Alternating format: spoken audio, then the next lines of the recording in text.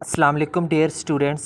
आज के लेक्चर में हम बात करेंगे about Laplace transform of derivatives. Students, last दो लेक्चर्स में हमने लैप्लास ट्रांसफॉर्म और इन्वर्स लैप्लास ट्रांसफॉर्म के बारे में डिस्कस किया था।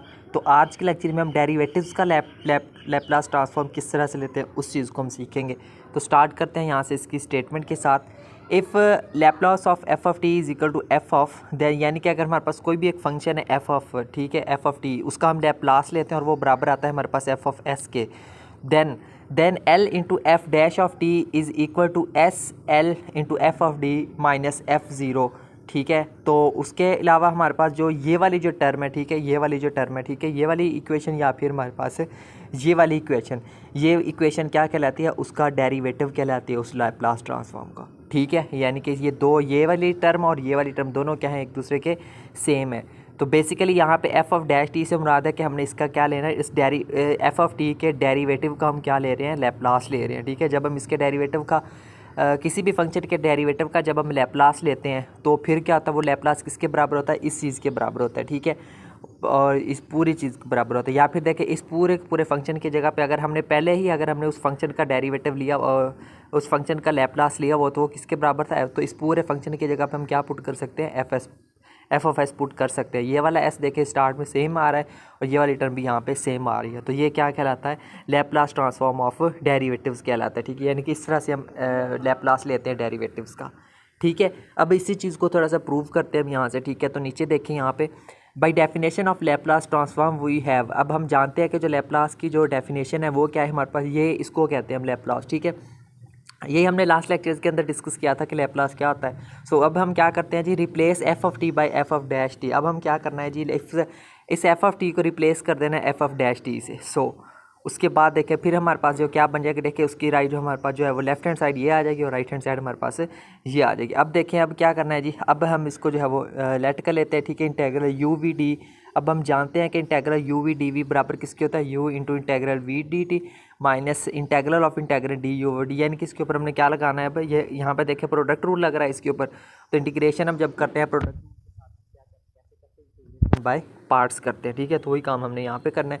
तो इस फंक्शन के हम करेंगे इंटीग्रेशन बाय पार्ट्स। तो वो कैसे करते होते हैं, first function integral of first function, ठीक है, minus integrand of integral into derivative of first function, ये होता है हमारे पास। ठीक है, इंटीग्रेशन बाय पार्ट्स, तो वो हमने कर लिया। अब जिन स्टूडेंट्स को इंटीग्रेशन आती है इंटीग्रेशन बाय पार्ट्स, उनके लिए मेरे ख्याल में ये बिल्कुल भी मुश्किल नहीं लगा होगा उनको, या फिर उनको बिल्कुल इसकी समझ आ गई होगी, खुद ही समझ आ गई होगी कि ये स्टेप किस तरह से किया हुआ है। अब जिन स्टूडेंट्स को इंटीग्रेशन बाय पार्ट्स नहीं आती उन स्टूडेंट्स के लिए थोड़ा सा मुश्किल रहने वाला है। ठीक है, तो ये थी इसकी इंटीग्रेशन बाय पार्ट्स। उसके बाद हम बात करते हैं यहाँ पे मज़ीद इसको सॉल्व करते हैं। ठीक है, अब इसमें देखें हमारे पास यहाँ पे जब हम लिमिट्स अप्लाई करेंगे तो ये हमारे पास क्या आ जाएगी, ठीक है, ये हमारे पास ये वाली टर्म आ जाएगी, यानी कि upper limit minus lower limit plus यहाँ पे देखें आगे यहाँ से एस को बाहर निकाल लेना। ठीक है, फिर हमारे पास अंदर ये वाली टर्म आ जाएगी।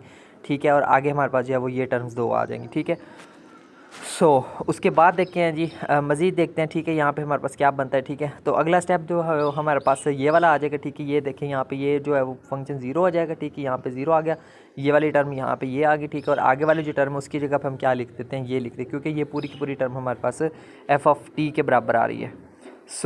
उसके बाद जो है वो हमारे पास ये आ जाएगा। ठीक है, अब हमारे पास जो है वो ये फंक्शन रहेगा यहाँ पे, और इसको जो है वो हम क्या लिख सकते हैं, यानी कि ये जो हमारे पास जो लैप्लास एफ ऑफ टी का, इसको हम किसके इक्वल लिख सकते हैं, एफ ऑफ एस के इक्वल लिख सकते हैं। ठीक है, तो ये था स्टूडेंट्स हमारा लैप्लास ट्रांसफॉर्म ऑफ डेरिवेटिव्स।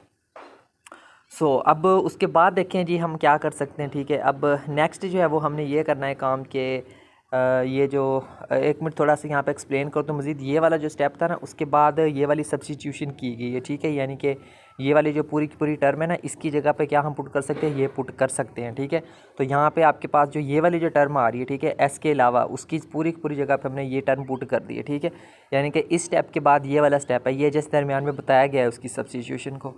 ठीक है, अब यहाँ पे देखें ये ज़ीरो है। ठीक है, तो हम इसको पहले लिख सकते हैं और इसको हम बाद में लिख सकते हैं। तो कुछ इस तरह से ये एक्सप्लेनेशन थी। मुझे लगा कि शायद किसी को समझ नहीं आई होगी। ठीक है, तो बहरहाल ये आ गया। ठीक है, हमने इसको प्रूव कर दिया। उसके बाद बात करते हैं जी Laplace transform of nth order derivative.